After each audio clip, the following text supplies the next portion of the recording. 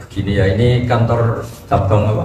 Istimewa Nahdlatul Ulama. Ini kitab yang mulai nggak ada, itu kitab ini karangannya Mbak Hashim namanya.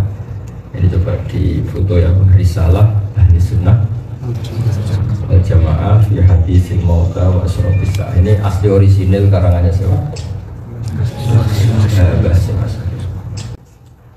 Terus ini kitab Sulam Taufik, saya kemarin bawa banyak, tak bagi ke beberapa masjid. Kitab Sulam Taufik juga ini ada 3 kitab. Abu Abdul Farad, nanti terserah pihak sini untuk membagi, dikasihkan siapa, ini saya tinggal. Begini, terus ini mungkin malam terakhir saya di sini karena besok saya sudah ke Indonesia. Sebenarnya ke Indonesia dijadwalkan hari apa? Selasa. Tapi katanya besok itu disuruh shopping. Malah pusing saya kalau saya pusing. Saya milih pulang aja lah. Kok kayak anak muda kok. Begini ya, jadi saya mau menerangkan satu makalah dari Mbak Hashim sehingga sampai sah jadi NU, karena bilang-bilang NU tapi tidak tahu madhabnya Mbak Hashim, malah tahu madhabnya Banser ini apa-apa. Itu bahaya sekali itu kalau ikut NU tidak tahu madhabnya Mbak Hashim tapi tahu madhabnya apa? Banser. Siapa kita?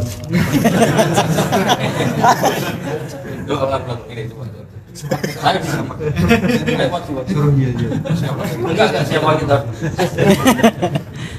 Harus kompak ya. Ya nggak apa-apa. Ya kompak. Briefing. Pertama nanti. Ini kan ada bansernya. Siapa kita? NU. Siapa kita? NU. Siapa kita? NU. NKRI. Harga mati. Harga mati. Jaga Kiai. Sampai mati. Ada pun buatan kompak terakhir. Nah itu madhabnya apa? Coba didengarkan secara tenang, ini spesial ya karena kantor cabang istimewa Nahdlatul Ulama. Saya ngaji tadi semuanya istimewa, tapi ini yang kitab ini saya ajar di sini, maka saya mohon yang paham nanti diajarkan pada yang lain. Limbali wa syahid minkumul, dan minta tolong nanti di copy diperbanyak Bang J, karena pasti nggak ada kitab ini di sini. Di Jakarta aja kadang nggak ada, boleh di. Fakta dalam Islam itu kan ada beberapa mazhab fikih. Kita tahu yang utama mazhab Hanafi ya, karena asanul madzhab yang paling sepuh siapa? Hanafi atau Imam Abu Hanifah. Kedua Imam Malik. Siapa? Imam Malik. Syekh Syafi'i, gurunya Imam Syafi'i. Ketiga Imam Syafi'i. Setelah itu ada Imam Ahmad bin Hanbal. Nah, kenapa kita harus bermadzhab? Bermadzhab artinya mengikuti panutan dalam satu ketetapan fikih. Saya tadi menguraikan detail di mana tadi yang terakhir jalan isi tadi. Kimbo. Ini penting sekali supaya kamu tambah ya. Kenapa harus bermadzhab? Karena kita kalau berdoa ihdinas siratal mustaqim siratal ladzina. Tentu Allah itu tidak makan, tidak minum, tidak hidup. Sehingga kita tidak tahu caranya niru minumnya Allah, Allah tidak minum. Sehingga ketika Allah mengharuskan kita mengikuti siratal mustaqim, bukan Allah menghentikan jalanku itu enggak, tapi jalannya mereka. Karena bisa diikuti manusia ya manusia. Fa inna Allaha la yaqulu wa la yashrabu, wa tidak makan tidak minum. Sehingga kalau kita ingin minum, niru siapa? Niru cara minumnya Rasulullah, yaitu materinya harus halal, tidak babi maksudnya.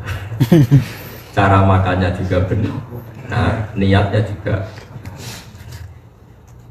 Sehingga untuk menuju kebenaran syaratnya apa? Mengikuti jalannya mereka yang telah engkau beri nikmat. Artinya harus bermadzhab, harus ada yang diikuti. Dan diikuti siapa yang harus diikuti? Orang yang telah engkau beri nikmat. Siratal ladzina an'amta. An'amta itu fi'il madhi. Yang telah engkau beri nikmat. Jangan orang yang potensi dapat nikmat daknya enggak jelas. Hanya orang yang punya otoritatif bermadzhab, orang yang pinter, yang soleh, yang bahkan ketika meninggal dalam keadaan husnul khotimah, yaitu imam kita, imam ahli sunnah. Jadi kalau ada orang tanya, kenapa kita harus bermadzhab, baca saja surat Fatihah, ihdinas siratal mustaqim, siratal ladzina. Ya, jadi bukan sirotoka, jalannya kamu, engkau Allah, tapi siratal ladzina. Ngikuti ladzina an'amta alaihim sama juga ngikuti Allah. Sebab itu di Quran ada ayat mayyuti'ir rasulah faqad atau Allah. Yang taat pada Rasul pasti taat pada Allah. Bukan dibalik taat pada Allah. Karena kita tidak tahu caranya taat sama Allah tanpa ada Rasul. Jelas ya ini ya. Kenapa kita harus Lalu fakta dalam Islam ada 4 mazhab, yaitu Hanafi, yang urut yang Hanafi, Maliki, Syafi'i, Ahmad. Mazhab Hanafi itu identik dengan mazhab ahli ra'yi, mazhabnya orang yang penuh dengan logika. Semuanya di logika. Sehingga beliau dikenal dengan imam ahli ra'yi, imam bagi mereka yang suka logika. Sehingga ada mazhab Hanafi yang dengan tanda kutip agak naif tapi masuk akal. Kalau kita semua meyakini alat tathir, alat yang bisa mensucikan kan hanya 2, 1 air, 2 debu. Sehingga kalau kita wudhu tidak mendapatkan air, tayamum pakai apa? Debu. Tapi sebetulnya ada alat tathir yang ketiga yang Anda tidak akan melakukan itu, yaitu an-nar, api. Dalam fikih Syafi'i misalnya ada batu bata yang dikelola dengan yang materinya diantaranya pakai kotoran sapi, itu najis. Banyak nggak diantara kita yang misalnya nanam tanaman kan pupuknya dari apa? Kotoran sapi. Bahkan sebagian materi-materi batu bata juga dari campuran kotoran sapi. Tapi cara mazhab Hanafi karena itu ngalami pembakaran sudah suci. Karena kalau ngalami pembakaran berarti ngalami ditadhir, disucikan oleh api. Sehingga kalau kita boleh guyonan, kalau kamu wudhu udah dapat air, udah dapat turab, terus mau wudhu pakai bisa mati ya.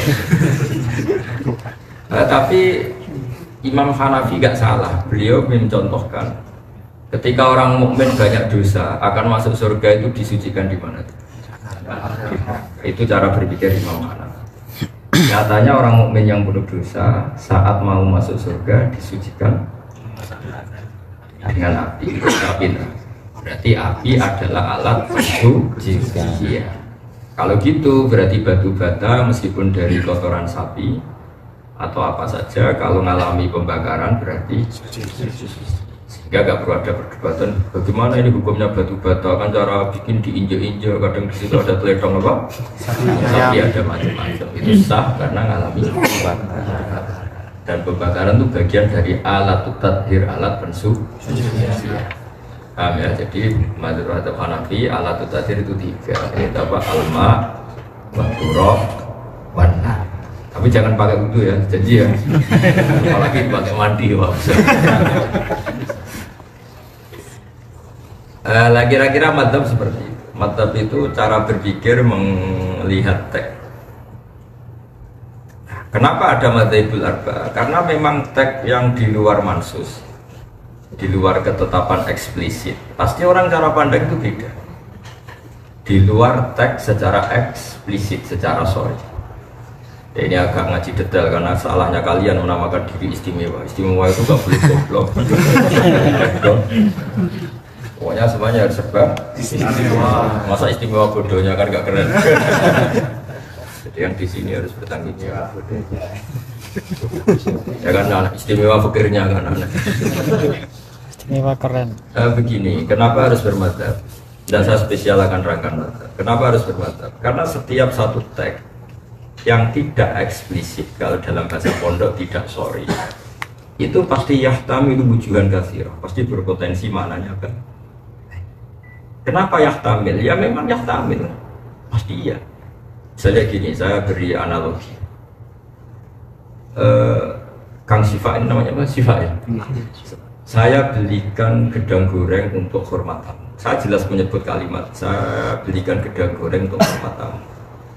Kemudian ternyata di toko itu gedang goreng nggak ada. Kemudian dia beristihad didelikan telo goreng atau didelikan apem atau roti. Kira-kira kiainya marah, menyalahkan karena nyatanya tidak kena goreng, atau membenarkan yang penting ada yang dipakai hormat tamu. Kamu milih mana? Mungkin yang kedua. Hormat tamu, karena kalimat gedang goreng itu apakah kalimat yang mewakili alat untuk hormat tamu? Apa memang harus Gedang goreng. gedang? Ya, cara yang lainnya fokus saja yang lainnya. Jelas ya. Jadi, lah itu kira-kira istihad seperti itu. Mau tidak mau kita harus istihad. Kalau tidak ya bodoh sekali. Makanya jadi kelompok-kelompok ekstrim karena nggak mau berpikir secara ijtihad.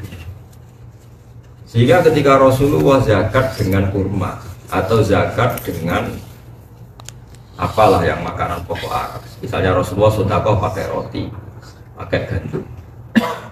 Oleh Imam Syafi'i roti dan gandum dan kurma itu diganti kalimat itu.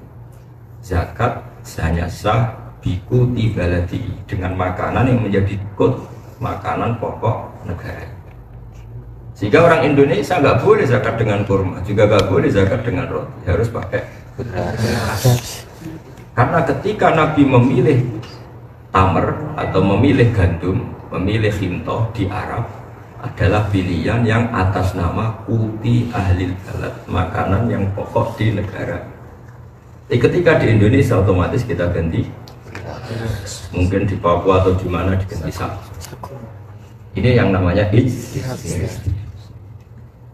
Sekarang misalnya Rasulullah kenal, Rasulullah ngasih putrinya Fatimah, misalnya, ini Fatimah kamu tak kasih rok, ini Fatimah kamu tak kasih jilbab.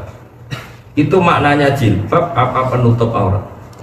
Penutup aurat. Sehingga kamu nggak boleh niru saya jilbaban karena Nabi ngasih putrinya juga jilbab. Salah kaprah. Maka jilbab di sini maknanya apa? Penutup. Ya sudah, kalau kamu lelaki ya jangan beli jilbab. Ini masalah ijtihadiyah. Ya jelas ya. Nah, kenapa banyak paham ekstrim? Karena nggak mau mikir, nggak mau berpikir secara usul fikih. Sehingga NU itu utamanya Basim Asy'ari mengenalkan toro ikul istihad atau kaifiyatul istihad, cara-cara beristihad. Ini penting saya utarakan karena orang sudah mulai malas berpikir, akhirnya jadi Islam yang ekstrim. Itu kan ibarat begini, kalau dalam qiyas seperti dengerin. Allah hanya ngendikan fala taqul lahuma uffin, kamu jangan pernah bilang sama kedua orang tua kamu bus. Maknanya itu apa? Aku ramu nih bus, mau dikakean. Yang dilarang Quran kan bus, kalau kakeannya kan tidak ada ayatnya. Itu kira-kira ngajak goblok ke ngajak pinter. Bukan seperti orang yang ngalalkan tikus, ngalalkan cacing. Di Quran kan tidak ada tulisannya. Memangnya Quran disuruh goblok ngomong detail-detail gitu. Ya nggak mungkin. Itu kan seperti anekdot dalam dunia pesantren. Ada santri saking gobloknya itu sering naboi istrinya. Naboi itu kan pakai tangan. Terus si istrinya lapor Pak Kiai, santri Anda yang bernama Siva itu kalau sama saya sering naboi. Coba nasihati. Setelah dinasihati sembuh. 1 bulan lagi istrinya bilang, Pak Yai sekarang gantinya diangi. Kenapa gantinya di Siva? Kiai kan hanya larang naboi, kalau nyadui kan belum. Berarti dia terlalu tekstual, apa? Tekstual. Kalau naboi pakai tangan dilarang, berarti kalau nyadui belum pasti dilarang. Itu namanya terlalu tekstual. Padahal kalau mau belajar usul fikih dia tahu makna naboi adalah nyaki, sehingga semua bentuk nyakiti juga haram atau tidak boleh. Berarti apa? Naboi ini hanya teks yang bermakna kias apa atau bermakna ibaratun an hurmatil idza. Jadi naboi kalau haram berarti yang dimaksud adalah nyakiti haram. Bukan kok kalau naboi haram nyakiti belum pasti. Ngidoni juga belum, kan nggak ada hadisnya. Sementara ini orang-orang tekstualis sini kan gitu kan nggak ada dalilnya, nggak ada hadis. Itu yang nggak ada itu dalilnya, apa saking nggak ada akalnya. Semua malas mikir. Jadi itu yang namanya istihad. Kalau kamu haram naboi berarti haram nyadui, karena maknanya jangan naboi adalah jangan nyaki. Sehingga kamu ngeludai ya haram, nyadui ya. Nah, termasuk menerlantarkan juga. Karena istri sampai makan utang tonggo itu sakit. Kamu tinggal di Korea seneng-seneng istri kamu terlantar sampai untuk makan saja utang tonggo itu sakit gak? Itu buyut yang haram. Nenek moyangnya haram. Istri kamu idoni di dalam rumah itu yang tahu hanya kamu. Mungkin ya sakit tapi masih sakitnya di sini, Bang. Tapi kalau sampai utang-utang tonggo sakitnya di sana sini. Artinya apa? Kalau Anda ngerti usul fikih, ada kalimat jangan naboi istri, berarti jangan nyaki. Kalau Rasulullah sedekah dengan dinar, dinar itu mata uang Arab Saudi zaman itu. Terus kamu, saya tidak mau sedekah pakai rupiah, apalagi pakai uang. Hadisnya mana kalau Rasulullah sedekah pakai uang? Memangnya Rasulullah orang Korea disuruh pakai uang? Itu terlalu tekstual. Maka ya orang yang sidik-sidik sunnah Rasul suruh ngaji lagi, bang, ngaji usul apa? Survei. Tapi kita mau ngeritik mereka gimana? Kamu sendiri yang ngaji usul pakai? Kamu sudah punya kantor cabang. Makanya saya yang malu kalau mau ngeritik kubu sebelah gak ngaji usul fikih, memangnya kubu kita ngaji? Kan enggak juga. Ayo ngaji enggak? Ini saya imamnya tak tanya, ngaji enggak? Kita belajar usul fikih. Insya Allah. Jawabannya ngeper ini. Enak tau? Gampang tau kalau usul fikih anerangan saya? Gampang ya? Ya. Ilmu kalau kena ahli ya gampang. Subhanallah. Jadi ngaji usul fikih itu harus. Ya kalau nuruti teks ya Nabi tidak pernah sedekah pakai rupiah, terus kamu nggak pernah sedekah pakai rupiah karena tidak ada hadis yang Nabi sedekah pakai rupiah. Ya Nabi tentu sedekahnya pakai apa? Dinar. Tapi maknanya apa? Nabi sedekah pakai mata uang setempat. Jika kita sedekah ya pakai rupiah, orang Korea pakai uang. Karena makna dinar adalah mata uang setempat, bukan ainut dinar, juga tidak harus di dinar. Lama-lama orang nggak sholat semua. Nabi sholatnya kan di Mekah Madinah. Gak ada hadisnya Nabi sholat di Indonesia. Apalagi di mana ini? Korea. Di mana? Pincon. Itu semua kalau semuanya ingin persis. Jadi makanya ngaji usul fikih ya, ngaji apa? Usul fikih. Semua itu ditanggapi secara ilmu apa? Jadi fala taqul lahuma uffin, kamu jangan bilang ke orang tua hus. Kalau hus saja, jadi hus itu ibaratun an aqallil idza. Hus itu adalah nyakiti paling minimal. Pak, ojo ini. Pokoknya gitu tok aja kan. Apalagi jancuk dan kakek. Itu kan kakaknya, bapaknya, abahnya ya. Ya kan? Pokoknya kamu, jadi ufin itu ada ulama maknanya atadajjar, merasa gak nyaman. Itu aja kan. Jadi atadajjar, merasa kamu dengan orang tua ada nyaman. Itu saja sudah haram. Apalagi jancuk keadaan itu. Artinya apa? Mau tidak mau kita pakai hukum kias. Kias itu analogi. Makanya ada apa? Quran, hadis, ijma. Itu yang tahu ulama. Jadi kamu nggak usah sidik-sidik tahu hadisnya mana, Qurannya mana. Memangnya kurang jelas logika kamu sampai tanya Quran. Hadis. Kalau seseorang santri digelani ojo naboi santri, rasa menunggu teks, ojo nyadui, otomatis nyadui ikut haram karena sama-sama menyakiti. Tadi dalam konteks kamu disuruh kiai beli gedang goreng untuk hormat tamu, kalau gedang goreng tidak ada jangan pulang tangan kosong. Karena nanti Pak Kiai kamu malu kan nggak ada menu yang disajikan. Jadi kamu harus tahu semangatnya. Nah kecuali di toko itu benar-benar ada gedang goreng, ya beli gedang goreng itu karena yang disebut. Paham ya? Jelas ya? Sama kalau kamu hidup di Mekah, Nabi sedekah pakai dinar dan makanan pokok misalnya di sana itu gandum, ya sudah seperti itu. Jadi kalau di Indonesia adanya rupiah dan makanan pokok beras, maka semangat zakat kita ganti apa? Beras dan rupiah. Bukan berarti itu mengganti sunnah Rasul, tapi semakna persis. Karena Nabi ketika sedekah pakai dinar maknanya mata uang. Ketika misalnya zakat pakai fintoh atau gandum di sana maknanya adalah mutil. Ini yang namanya apa? Sama seperti Nabi dulu sering wudu itu dituangkan sahabat pakai ceret, terus sahabat menuangkan. Kendi kan orang dulu gitu. Terus orang sekarang pakai apa itu? Keran. Ya keran itu sepersis kendi zaman Kanjeng. Sama-sama air posisi mengalir. Karena air posisi mengalir itu lebih bisa menghilangkan najis ketimbang air yang dihiang. Jadi kalau dalam fikih Syafi'i air sebelum 2 bola dijatuhi najis maka menjadi najis. Tapi kalau dikucurkan meskipun sedikit najisnya hilang. Artinya apa? Mengucurkan lebih punya kekuatan menghilangkan ketimbang meren. Terus jangan kamu menjadi ortodok, tapi Nabi dulu pakai ceret, pakai kendi, jangan keran, nggak ada hadisnya. Itu ngajak goblok apa ngajak bener? Padahal setelah kendi kita masih bisa protes, tapi Nabi nggak pakai kendi ini. Makanya kalau ada yang bilang begitu omongin aja, tapi Nabi tetap nggak pakai kendi ini. Paham ya? Jadi apa? Kita harus bermantap. Ini saya bacakan di sebuah untuk barokah. Ini nanti saya tinggal ya, saya mohon. Nanti cabang semua Korea fotokopi ini dibagi. Syukur-syukur ada yang ngajar. Jangan hanya ditunjuk imam, tidak mau apa. Nanti tak tulis pengurus cabang non Istimewa. Oh, itu aja enggak istimewa sama sekali. Enggak ada ngasihnya. Enggak ada. Kalau ini kitab Abwaabul Farad, kitab doa ini ada 3, nanti terserah Pak Mujahidin baginya gimana. Jelas saya amalkan di sini, mau dibagi ke siapa monggo.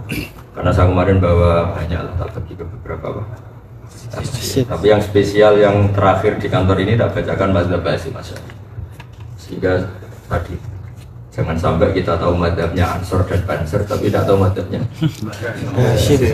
Jadi apalkan ya, kitab ini namanya Risalatul Ahli Sunnah wal Jamaah. Ayo ulang lagi, namanya apa? Risalatul Ahli Sunnah wal Jamaah. Karangan Basim Asy'ari ya tulis. Karangan Basim Asy'ari. Bukan karangan Banser. Banser. Seragam Banser tahu, seragamnya Basim benar. Seragamnya Basim ya ilmu itu apa? Ilmu. Seragamnya Basim ya ilmu. Sehingga orang nyebut Basim mesti al-alim al-alamah ya Haji Hasim. Ya itu seragamnya, di mana seragam itu identik.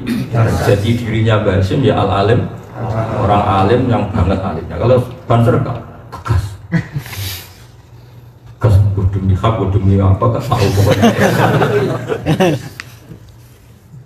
Jadi Banser nanti dihisab Allah itu begini. Orang mau salaman sama kiai kok kamu jengkang kan? Itu yang mungkin disalahkan Allah. Karena jengkang orang yang mau salaman sama kiai. Tapi juga mungkin dibenarkan sama Allah karena Banser punya alasan. Tapi kasihan kiainya ganggu. Jadi melihat proteksi kiai sebagai terganggu itu kebaikan. Berarti dapat nilai 10. Tapi jengkangan orang dosanya 10. Impas. Bisa minus. Nah, yang bagus itu apa tadi? Mengawal kiai tanpa jengkang, itu insya Allah 10 tanpa dosa apa? Tapi kemungkinan itu kecil karena orang kalau seneng kiai itu ya wani mati ya. Mulai kepengen salaman itu ya sampai wani. Ya wani ya. Ya nanti kita lihat saja Bansernya masuk apa, nanti lihat. Karena tadi jengkang no santri atau penggemar kiai haram, ngawal kiai bisa ngawal lewat jengkangkan. Jadi saya baca Arabnya ya supaya dapat barokah tekasnya masalah. Bismillahirrahmanirrahim. Faslun fi bayani wujubit taqlidi liman laisa lahu ahliyatul ijtihadi. Bahwa seseorang wajib taklid sama salah satu madzhab 4 kalau dia tidak ahli ijtihad. Yajibu inda jumhuril ulama al-muhaqqiqin ala kulli man laisa lahu ahliyatul ijtihad al-mutlaq wa in kana qad hasala ba'dul ulama al-mu'tabar ijtihad taqlidu qaulil mustahidin wal akhdhu bi fatwa yakhruja an uhdatit taklif bi taqlidi ayyim sya'a. Jadi orang yang nggak bisa ijtihad itu wajib mengikuti para mujtahidin. Salah satu nggak apa-apa di antara mereka. Ini penting. Kemudian kalau ada madzhab tidak mungkin dipaksakan, misalnya Syafi'i Indonesia, itu tidak semuanya harus mempraktekkan madzhab Syafi'i. Ada hal-hal yang kita tidak mungkin Syafi'i. Saya beri contoh yang kamu pasti tidak Syafi'i. Seluruh kiai Indonesia. Saya beri contoh ya. Auratnya orang sholat kalau perempuan apa coba? Jami'ul badan illal wajha wal kaffain ya. Auratul mar'ah fi sholat apa? Jami'ul badan seluruh tubuh, wajah, jadi kalau perempuan sholat gimana? Semua tubuhnya aurat tertutup kecuali wajah dan telapak tangan. Tapi kalau kharijah sholat, di luar sholat, auratul mar'ah jami'u badaniha. Tapi kalau orang Indonesia meratekan gitu dikira Syafi'i apa ISIS? Apa ekstremis? Kira-kira ekstremis mungkin. Mau nggak mau kita tidak pakai Syafi'i, tapi kita mbak-mbak di Indonesia setahu saya pondok-pondoknya kiai alim alama pun santrinya itu biasa gitu. Pondoknya Mbah Maimun misalnya, pondoknya orang-orang alim di Indonesia setahu saya santrinya juga kharijah sholat meskipun di luar sholat wajahnya terbuka. Nah, itu madzhab apa? Hanafi apa? Madzhab Hanafi bukan Syafi'i, karena Syafi'i mengharuskan pakai Ada wajib. Ya yang mewajibkan pakai. Nah, iya, tapi madzhab Hanafi tidak mewajibkan. Ini contoh di mana kita toleransi. Karena kalau kita paksakan madzhab Syafi'i nanti berhadapan-hadapan sama negara karena dikira itu misalnya paham ya? Saya bacakan wala yajibu alal amyi iltizamu madhabin fi kulli hadisatin walawil tazama madhaban muayyanan kama madhabi Syafi'i la yajibu alil istimraru bal yajuzu lahu al-intiqalu ila ghairi madhabi. Jadi meskipun kita Syafi'i masih boleh berpindah madhab, tapi asal dengan panduan guru-guru yang alim ya, jangan seenak. Tapi saya beri contoh tadi, guru-guru kita meskipun Syafi'i kan istrinya kiai-kiai rata-rata hanya cukup berjilbab. Itu artinya Syafi'i, tapi dalam hal itu mengikuti. Itu dari awal Mbah Hasyim memboleh. Tapi kamu jangan istihad sendiri. Katanya intikal madzhab. Oleh intikal murah roh intikal. Seperti seragam Banser itu seperti madzhab Syafi'i apa Hanafi? Sama madzhab Banser. Syafi'i apa Hanafi? Ada Banser. Kedua kelihatan garang. Kelihatan garang, kelihatan jatuh seperti itu. Garang. Hatinya harus betul. Gak usah takut ya kata hatinya. Lembutnya agak dirasakan tapi galaknya dirasakan. Kenapa? Karena lembutnya di hati, tangannya agak lembut. Ya saya ulang lagi ya. Jelas ya. Bal yajuzu lahu al-intiqalu ila ghairi madhab. Contoh ketiga itu masalah waktu. Kalau teman-teman Korea ini ngikut madzhab Syafi'i, semua masjid di Korea itu gak sah. Karena madzhab Syafi'i mengatakan wakaf itu harus di tempat sing abadi, tidak boleh wakaf kontrak. Sah tidak dalam fikih Syafi'i sesuatu yang kontraan atau sewaan diwakafkan, sah enggak? Betul sah kan? Iya betul. Tapi cara madzhab Hanafi sah. Tapi hebatnya Mbah Hasyim dari awal mengatakan meskipun kamu Syafi'i tidak harus selalu Syafi'i dalam semua kejadian yang Anda alami. Karena memang nggak mungkin. Iya tuh syaratnya madzhab Syafi'i itu kalau wakaf mauquf lah apa barang yang diwakafkan kan harus apa? Abadi. Apa? Abadi. Jangan pernah dengar tuh? Masih ada tuh sisa-sisa ilmunya zaman mondok. Masih ya. Pada bersalin. Pada bersalin. Incon apa di Saya ini sudah keliling Korea. Saya meskipun di sini 5 hari, 1 Korea sudah semua ya. Subhanallah. 1 hari 3 masjid sudah semua mulai dari. Coba terangkan di mana saja. Coba terangkan. Dari Con, Kim-Con, Bumi, Teku, Bihe, Iksan, Jonju, Ansan, Kimpo. Kimpo. Sekarang Icam lagi.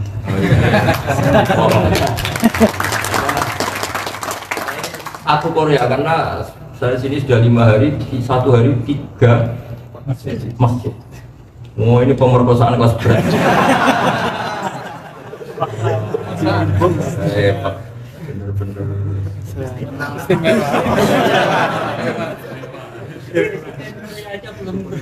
Lima hari satu Korea. Nah iya, Presiden Korea aja berarti 5 hari 1 Korea ini saya. Ya ini tolong sekali ya, ini di copy ya terus disebarkan ke semua Pak Mas. Karena saya cari kitab ini mau saya beli banyak, tapi ya ada baca satu dong. Kalau yang Sulam Taufik saya beli banyak, kemarin tak bagi banyak. Sama Arba'in Nawawiyah saya beli banyak, tak bagi banyak. Kalau ini nggak bisa karena kitab ini sudah. Dan kalau kamu bisa nyetak banyak itu nanti ajaib betul. Di Indonesia saja nggak banyak, di Korea. Tapi kalau hanya ditumpuk nggak istimewa.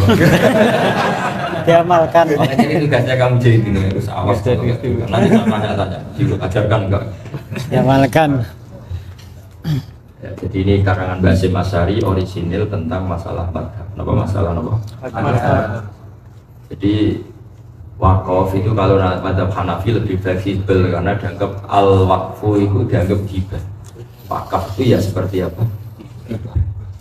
Jadi pakai uang ya boleh, terus ya sudah biasa aja, tidak perlu syarat-syarat yang jelimet kayak di fikih-fikih apa? Syafi'i. Terus ini ada lagi, ini dawuhnya Mbah Hasyim yang dikutip guru saya Kiai Haji Maimun Zubair dalam kitabnya Al-Ulama Al-Mujaddid. Ini makalah yang menyelamatkan kita ila yaumil ya, itu ada makalah begini. Wa taqlidu ba'dal amali jaizun. Taklid setelah amal itu boleh, jadi taklid terlambat. Kayak sampai ini kan pasti taklid terlambat. Karena antara ilmu dan yang kamu lakukan kan dulu yang kamu baru ada 1-2 kiai yang membenarkan. Alhamdulillah ada yang membenarkan. Padahal zaman melakukan karena kebodohan. Itu boleh. Wat taklid badal amal jaizun. Taklid sudah kadung melakukan sesuatu itu jaizun boleh. Misalnya begini, tak beda ini tidak usah awas kalau nggak jujur, tak lawan dia. Karena yang lawan di dunia, yang lawan nggak ada. Karena seorang ulama itu nanti di akhirat lebih keren ketimbang zaman di dunia, karena punya otoritas. Awas macam-macam. Ayo umumnya kamu semua zaman di kampung ada ayam jago, tabrak mobil atau sepeda motor, terus kejet-kejet, gelimpangan ini andekan kamu biarkan ya tetap almarhum. Umumnya kamu sembelih enggak jauh saja.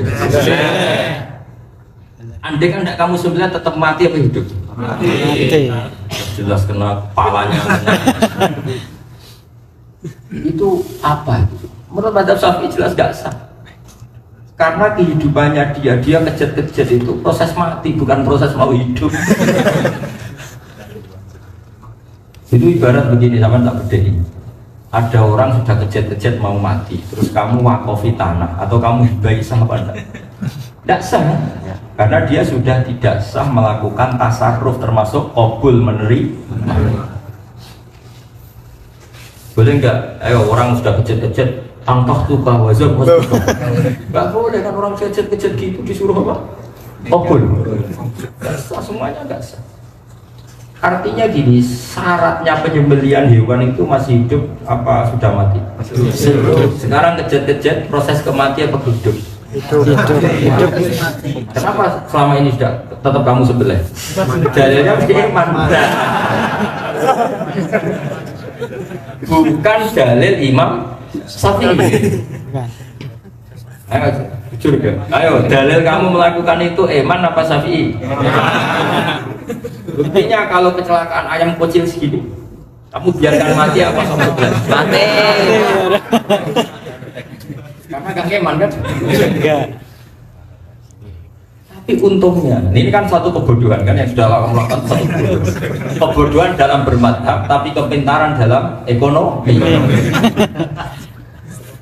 Saya pernah, jujur ini kisah nyata. Saya itu mau pergi, mau kemana gitu pergi. Pas sampai jalan raya itu Kang siapa? Pas sampai jalan apa? Rumah saya kan sampai jalan raya kira-kira ya 300 meter. Pas sampai jalan raya di Pak Mujahidin, waduh ayam jago, kebetulan saya lewat pakai motor. Kebetulan ada saya, orang yang mau nyobain itu mungkin suka kan ada. Dibiarkan. Ini halal apa buatan? Aku suka bobo halal. Karena kalau saya bilang halal menjadi hukum permanen, makanya saya bilang bagus kue halal ya. Nanti sunat baru aku nyerah halal. Nah ternyata apa? Saya cari-cari karena kebanyakan orang itu juga salah. Semuanya mengalami seperti itu. Dan semuanya sepakat seperti itu. Dengan dalil apa? Eman. Tapi setelah saya cari di mazhab-mazhab Maliki, ternyata memang ada yang mengatakan tetap satu. Karena yang dikatakan nyawa itu nyawa tetap nyawa. Selagi tidak mati namanya ya hidup. Meskipun kehidupan yang menuju mati, asal belum mati ya namanya hidup. Tapi kamu pas nyembelih itu karena bermadzhab Maliki apa karena iman? Nah, meskipun itu sudah jadi daging Anda, kan sudah kamu makan, sudah menjadi darah.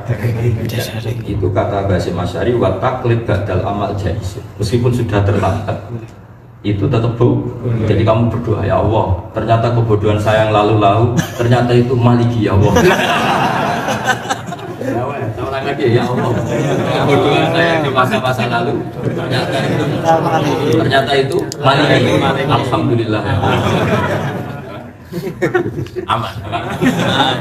Jadi wa taqlidu ba'dal amali jaiz. Ada ini penting sekali, ini dawuh Bas. Di sini dicontohkan gini. Falau sholat syafi'iyun don nasihata sholatihi ala madhabi summa tabayyana butlanuha fi madhabi wasihhatuha ala madhabi ghairi falahu taqliduhu wa yaktafi bitilka sholati. Jadi misalnya gini, kalian semua kan sering sholat, keyakinan kamu kalau sholat kena najis batal nggak? Batal kan? Meskipun najis itu sedikit, meskipun sak lubang jarum, misalnya kalau lama dulu sak lubang jarum. Saya ulang lagi ya, keyakinan kamu mata apa? Syafi'i. Syafi'i yang istimewa apa yang nggak istimewa? Nah, kamu kategori Syafi'i yang istimewa apa yang biasa? Biasa. Kenapa sombong menamai diri? Istimewa. Yang istimewa itu kantor cabangnya, ada orangnya. Ya, keyakinan kamu dalam mazhab Syafi'i kena najis sedikit itu sholatnya sah tidak? Tidak. Tapi misalnya kamu habis kamar mandi, basah-basah yang kamu kira air, ternyata uyuhe kang sipak itu. Kan cerita, tadi kamu kena sedikit sekali, bukan banyak, sedikit sekali. Karena kamu lewat secara tidak hati-hati. Cara Jawa kecipratan apa?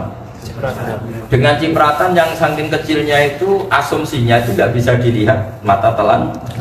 Cara orang Jawa kalau di kitab-kitab diterangno kal ibro kayak selubang apa? Ya, kayak sambil khiyat kalau dalam bahasa Quran itu selubang apa? Setelah kamu sholat, kamu kan tanya, delalah ada yang ngabari. Kamu ya orang kupertak itu ya, gebyur gitu. Waduh, berarti tadi saya kena, tapi sedikit sekali, kecuali kenanya banyak. Itu sholat kamu tetap sah, meskipun itu mengikuti mazhab Hanafi. Karena mazhab Hanafi mengatakan najis yang dengan asumsi tidak bisa dilihat, itu hukumnya makfu. Makfu itu terampun. Misalnya yang saya orang nguyuh ngadeg, itu andekan dipakai alat pembesar. Ya, iya, meskipun akhirnya cawi. Ya meskipun akhirnya cawi, kira-kira kena cipratan? Kena. Dan ketika pensucian itu semuanya sempurna apa pasti ada cipratan yang kadung berdomisili itu. Kira-kira saja. Pasti kurang sempurna dan pasti ada cipratan yang tetap hinggap. Tapi itu kata Imam Abu Hanifah, natsun la yudrikuhu torfun, itu ya fa'an, najis yang tidak bisa dilihat dengan asumsi tadi, itu tidak diampuni, tidak punya efek sama sekali dalam pembatalan sholat atau ketidaksaan. Tapi selama ini kan kamu nggak pernah sehati-hati itu menurut mazhab Syafi'i, paham ya? Sehingga aturannya sholat kamu tidak sah.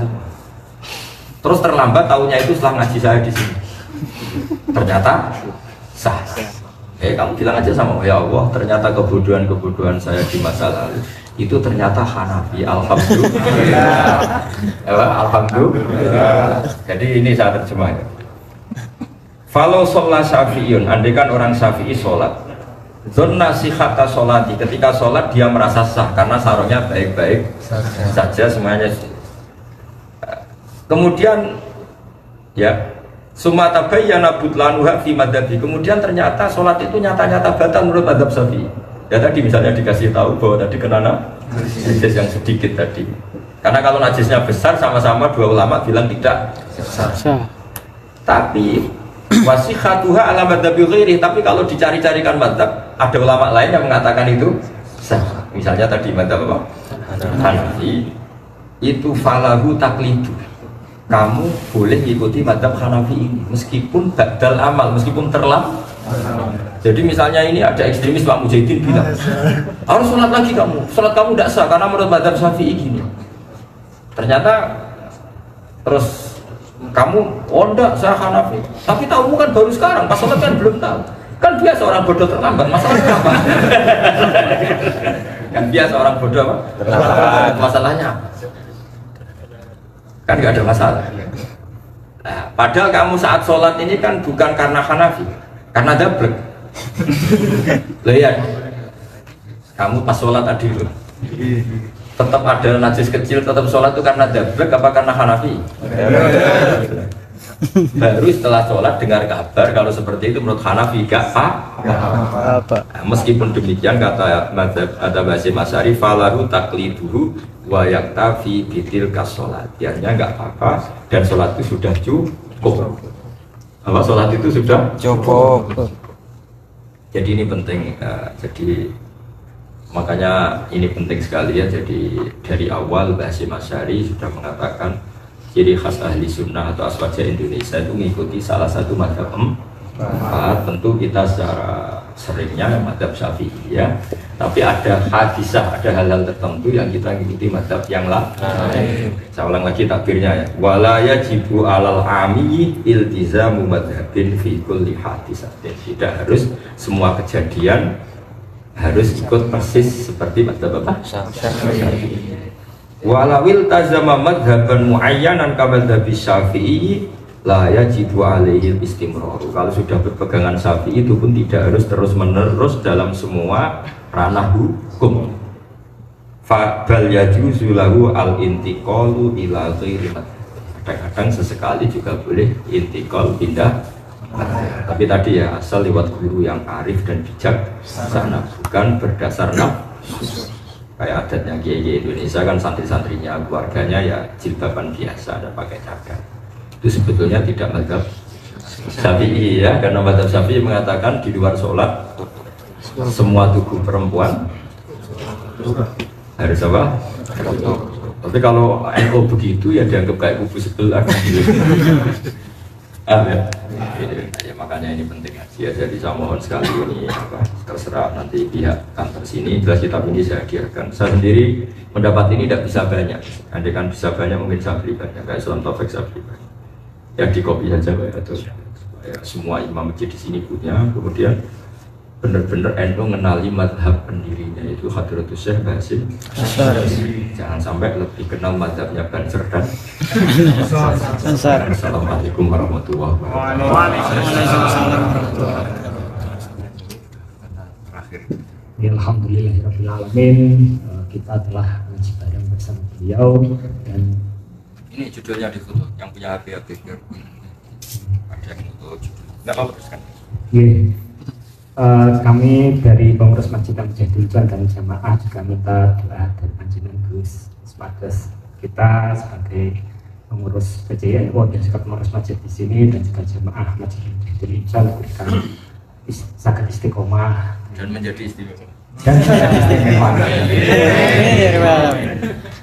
Semoga Gusti. Bismillahirrahmanirrahim. Al-Malik al-Qudus salam